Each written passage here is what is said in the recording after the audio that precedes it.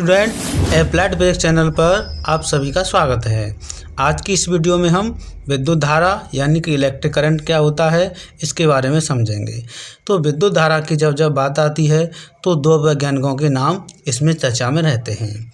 एक हैं अलेक्जेंडर लोडजीन और दूसरे हैं विलियम ग्रीन। इन दो वैज्ञानिकों ने 1831 ईस्वी में सबसे पहले चुंबक से विद्युत धारा बनाने का प्रयास किया था। तो यहाँ पर हम विद्युत धारा की डेफिनेशन को समझने से पहले एक और पॉइंट पर समझते हैं कि चालक क्या होता है। चालक वो पदार्थ होते हैं जिनसे विद्युत धारा आसानी से फ्लो कर जाती है, यानी कि करंट फ्लो आसानी से फ्लो कर जाता है और चालकों में फ्री इलेक्ट्रॉन की संख्या बहुत अधिक होती है। मतलब ये चालकों में मुक्त इलेक्ट्रॉन होते हैं। जैसे कि ये प्लास्टिक है, इस प्लास्टिक में करंट फ्लो नहीं होता, यानी विद्युत धारा प्रवाहित नहीं होती है, क्योंकि इस प्लास्टिक में मुक्त इलेक्ट्रॉनों की संख्या नगण्य है, यानी ना के बराबर है। इसलिए जैसे यहाँ पे हम विद्युत क्षेत्र लगाएंगे तो यहाँ के इलेक्ट्रॉन दूसरी जगह पर ट्रांसफ़र नहीं हो पाएंगे, तो वो आवेश भी एक जगह से दूसरी जगह नहीं जाएगा, तो हम कहेंगे प्लास्टिक में करंट फ्लो होगा नहीं। जबकि हम कोई तार लेते हैं, जैसे कि हम कंडक्टर लेते हैं, ये हमारे पास चालक है, इसमें विद्युत धारा प्रवाहित हो जाती है क्योंकि इसमें मुक्त इलेक्ट्रॉनों की संख्या बहुत अधिक है। जैसे ही हम यहाँ विद्युत क्षेत्र लगाएंगे तो इसमें मुक्त जो इलेक्ट्रॉन है वो एक जगह से दूसरी जगह ट्रांसफ़र होने लगेंगे, क्योंकि विद्युत क्षेत्र में विद्युत बल लगता है। वो विद्युत बल क्या करता है, इलेक्ट्रॉन को धकेलने का काम करता है। तो इसलिए इलेक्ट्रॉन एक जगह से दूसरी जगह ट्रांसफ़र होने लगते हैं। उसी को कहते हैं कि आवेश एक जगह से दूसरी जगह प्रवाहित हो रहे हैं। इसी को हम विद्युत धारा कहते हैं। तो चलिए अब हम समझते हैं कि विद्युत धारा क्या होती है। देखो आगे जब हम पढ़ेंगे इसकी डेफिनेशन को, विद्युत आवेश को और समझेंगे। आवेश में क्या है, वैज्ञानिक थेरेस ने बताया है हमको पहले ही कि जब हम दो वस्तुओं को आपस में से रगड़ते हैं तो एक वस्तु से इलेक्ट्रॉन निकल करके दूसरी वस्तु में चले जाते हैं। इसलिए पहली वस्तु पर धनावेश आ जाता है और जो इलेक्ट्रॉन लेती है उस पर ऋण आवेश आ जाता है।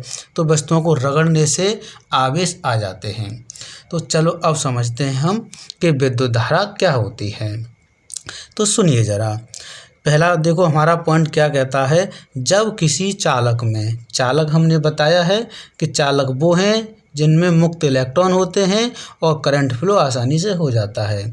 तो जब किसी चालक में विद्युत आवेश यानी कि चार्ज एक स्थान से यानी एक जगह से, जैसे हमारे पास ये चालक है, तो एक स्थान से दूसरे स्थान तक प्रवाहित होते हैं, तो इस प्रवाह को ही विद्युत धारा कहते हैं।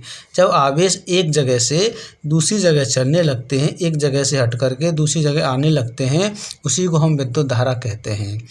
इसको समझने के लिए हम जैसे एक पानी लेते हैं, एक पानी को एक बड़े बर्तन में हम रख दें और पानी हमारे उस बर्तन में पहले से स्टोर है, तो उस बर्तन में हमारा जब पानी स्टोर है तो वहाँ पे हमारा पानी चल नहीं रहा है, तो इसलिए हम ये कहेंगे उसमें पानी में वो प्रवाह नहीं है, पानी में कोई धारा नहीं है। तो ऐसे ही हम बिजली के केस में जब किसी वस्तु पर आवेश स्टोर रहते हैं तो वहाँ पे कोई धारा नहीं होती है। जब आवेश एक जगह से दूसरी जगह चलने लगते हैं, ट्रांसफ़र होने लगते हैं, तो उसी को हम विद्युत धारा कहते हैं। तो सुने ज़रा, यही बात यहाँ पे समझाई गई है कि एक स्थान से दूसरे स्थान तक यानी एक जगह से दूसरे जगह तक प्रवाहित होते हैं, यानी कौन प्रवाहित होते हैं, आवेश। तो इसी प्रवाह को विद्युत धारा कहते हैं।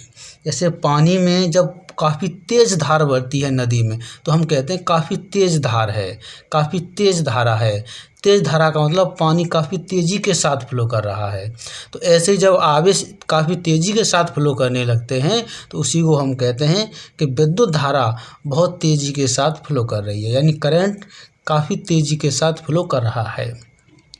अब आगे देखते हैं, इसे आई से प्रदर्शित करते हैं, यानी विद्युत धारा को किससे डिनोट किया जाता है, आई से डिनोट करते हैं। यह एक अदिश राशि है, यानी कि स्केलर क्वांटिटी है।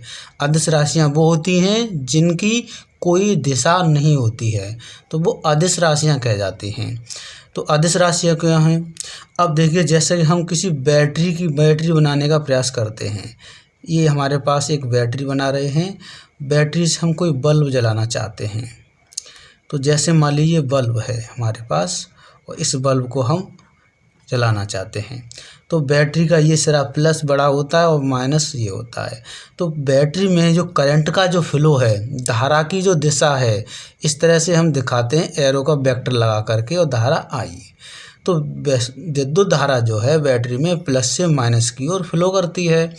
और इलेक्ट्रॉन की बात की जाए तो इलेक्ट्रॉन माइनस से प्लस की ओर फ्लो करते हैं। तो विद्युत धारा इलेक्ट्रॉन के चलने के विपरीत चलती है। इलेक्ट्रॉन चलते हैं माइनस से प्लस की ओर, जबकि धारा चलती है प्लस से माइनस की ओर। तो जब धारा को हम एरो के द्वारा दर्शाते हैं तो इसको हमें सदिश राशि कहना चाहिए था, लेकिन फिर भी ये सदिश राशि नहीं है, ये अदिश राशि है, यानी कि स्केलर क्वांटिटी है। ऐसा क्यों है कि विद्युत धारा सदिश योग का पालन नहीं करती है, सदिश के जितने भी नियम हैं वेक्टर के उनका पालन नहीं करती है, ये केवल अदिश योग का पालन करती है, इसलिए इसे हम अदिश राशि कहते हैं। अब देखिए हम इसका एक फॉर्मूले में चलेंगे। माना किसी परिपथ में कोई सर्किट है, ये हमने सर्किट बना लिया क्योंकि बैटरी से सेल से हमने एक बल्ब लगा रखा है, तो हम कहेंगे इस पूरे को सर्किट यानी कि परिपथ।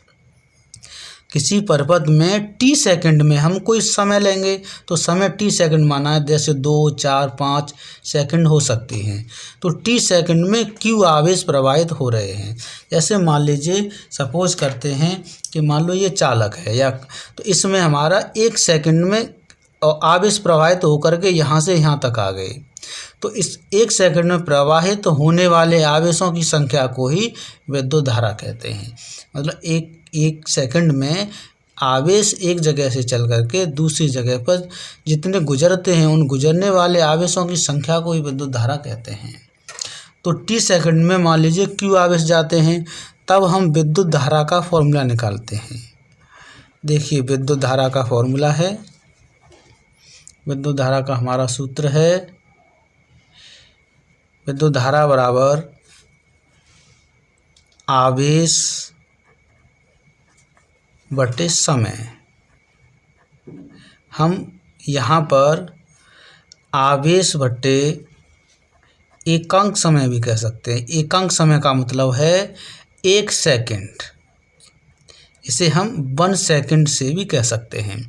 तो विद्युत धारा की परिभाषा, विद्युत धारा को हम I कह रहे हैं, आवेश को हम Q कह रहे हैं और समय को T कह रहे हैं। तो फॉर्मूला हमारा है विद्युत धारा का I बराबर Q/T। तो I जो है हमारी करंट होती है, करंट को हम एम्पियर में नापते हैं, तो धारा का जो मात्रक है वो एम्पियर है।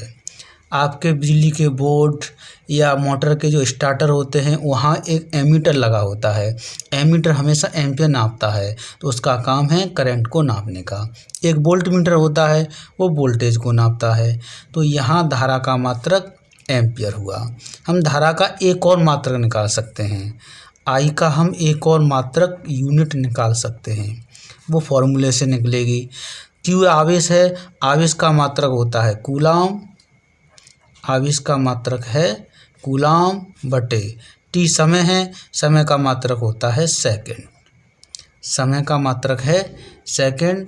तो इसलिए हमारा यहाँ देखेंगे आप लोग, तो I का एक और मात्रक निकल रहा है कूलाम बटे को कहते हैं प्रति सेकंड। तो यहाँ पर I के 2 मात्रक हुए एम्पियर और कूलाम प्रति सेकंड।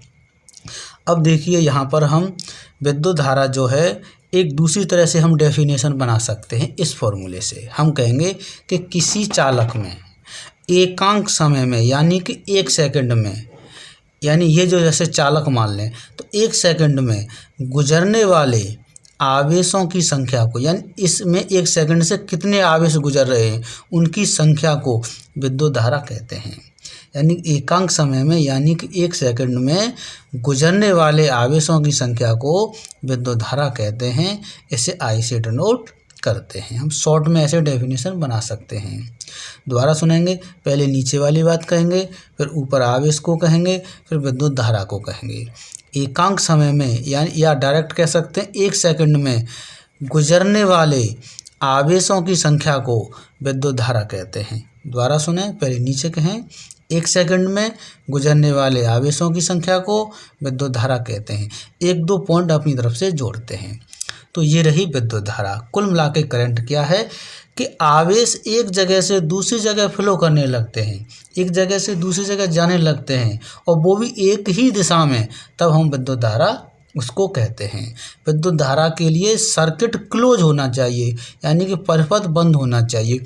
कहीं से भी परिपथ खुल गया तो हमारा करंट फ्लो नहीं होगा।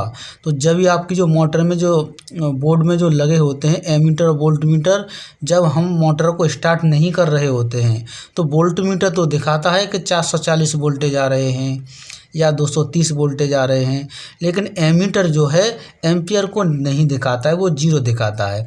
वो कब दिखाएगा एम्पियर को? जब मोटर को स्टार्ट कर देते हैं। जैसे ही हम मोटर को स्टार्ट करते हैं तो तुरंत होता क्या है कि वो सर्किट पूरा हो जाता है बटन दबाने से, और जैसे ही सर्किट क्लोज हुआ, बंद परिपथ हुआ, सर्किट पूरा हुआ, तैसे ही धारा प्रवाहित हो जाती है। तो धारा प्रवाहित होने के लिए 2-3 पॉइंट को समझना जरूरी है। एक ये कि उस चालक में जिसमें करंट फ्लो हो रहा है उसमें मुक्त इलेक्ट्रॉन होने चाहिए, यानी फ्री इलेक्ट्रॉन होने चाहिए। तो वो फ्री इलेक्ट्रॉन होंगे तो आवेश को एक जगह से दूसरी जगह पर ले जा पाएंगे। पहला पॉइंट आपको ये क्लियर होना चाहिए। दूसरा ये है कि किसी परिपथ में धारा प्रवाहित करने के लिए उस पदार्थ में या उस चालक में वैद्युत क्षेत्र को लगाना जरूरी है। वैद्युत क्षेत्र का क्या काम है? वैद्युत क्षेत्र एक बल लगाता है, और बल लगाने से उसमें चालक में जो फ्री इलेक्ट्रॉन है वो एक दिशा में जाने लगते हैं। जब आवेश एक दिशा में जाने लगते हैं उसी को हम विद्युत धारा कहते हैं। हालांकि चालक में इलेक्ट्रॉन इधर से उधर घूमते रहते हैं, फ्री इलेक्ट्रॉन है, लेकिन वो इधर से उधर घूमते हैं तो वो किसी एक दिशा में नहीं घूमते हैं, कभी इधर कभी इधर कभी इधर कभी इधर, इसलिए वहाँ पर करंट का फ्लो नहीं माना जाता है। जब वो एक दिशा में चलने लगते हैं इलेक्ट्रॉन तो उसी को हम विद्युत धारा कहते हैं। तो ये हमने समझा कि विद्युत धारा क्या होती है। जब हम विद्युत धारा को समझ जाते हैं तो इसके बाद हम एक बहुत ही इम्पोर्टेंट टॉपिक को जब समझेंगे, वो है अपना ओम का नियम, यानी कि ओम्स लॉ। देखिए हम अब ओम्स लॉ को समझते हैं। अब ओम्स लॉ जो है ओम का नियम दिया था वैज्ञानिक ओम ने। ये जर्मनी के थे। इनके बताते हैं कि इनके जो पिताजी थे बिल्कुल अनपढ़ थे, पढ़े लिखे नहीं थे। तो इन्होंने काफ़ी मेहनत करते हुए ये आगे अपनी पढ़ाई जारी रखी, और इन्होंने कभी भी, इनके पिताजी अनपढ़ होते हुए भी, इन्होंने अपने बच्चों को अच्छे से पढ़ाया। तो ओम ने अपना एक नियम दिया। वो किसके लिए दिया? वोल्टेज और करंट और प्रतिरोध में संबंध बताया कि वोल्टेज और करंट और प्रतिरोध में क्या संबंध होता है, यानी V, I और R में क्या रिलेशन होता है। तो ओम का नियम 1826 ईस्वी में दिया। ओम जो वैज्ञानिक थे, इनका पूरा नाम है जॉर्ज साइमन ओम। ये जर्मनी के थे। इनका जन्म 16 मार्च 1789 को हुआ था। तो देखिए ओम का नियम क्या कहता है। सबसे पहले हम ओम के नियम के बारे में ही समझते हैं।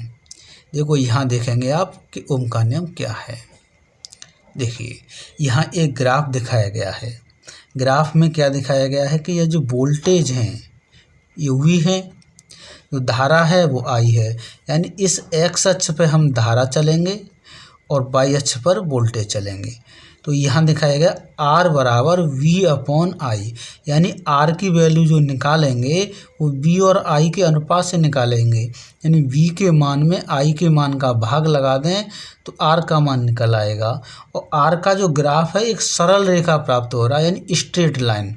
जब सरल रेखा प्राप्त होता है इसका मतलब ये है कि V और I का जो अनुपात है वो कांस्टेंट रहेगा। मतलब ये वोल्टेज में करंट का भाग लगाएं तो वो उतना ही आएगा, सेम आएगा।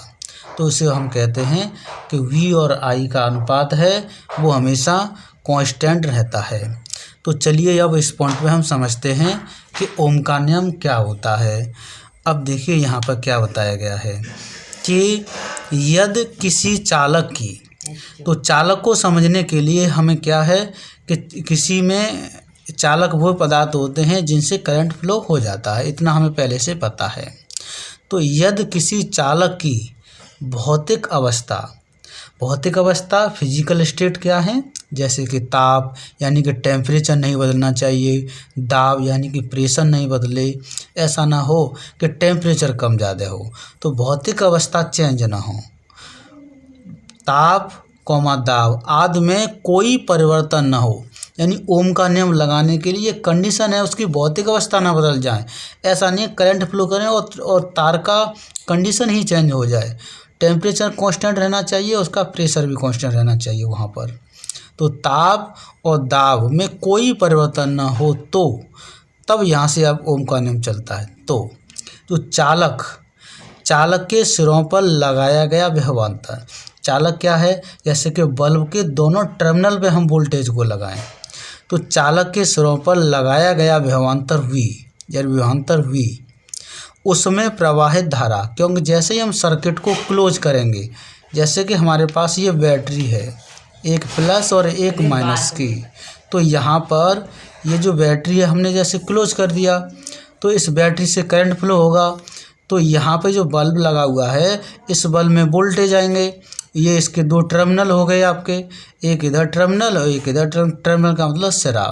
तो चालक के सिरों पर, इसके सिरों पर लगाया गया विभवांतर V यानी कि V, उसमें प्रवाहित धारा I, जैसे ही इसमें क्लोज करेंगे तो इसमें धारा प्रवाहित होगी, तो प्रवाहित धारा I के समानुपाती होता है। तो हमें पता है कि वोल्टेज जो हैं वो धारा I के समानुपाती हैं, यानी I की वैल्यू बढ़ेगी तो V की वैल्यू बढ़ेगी और V की वैल्यू बढ़ेगी तो I की वैल्यू बढ़ेगी।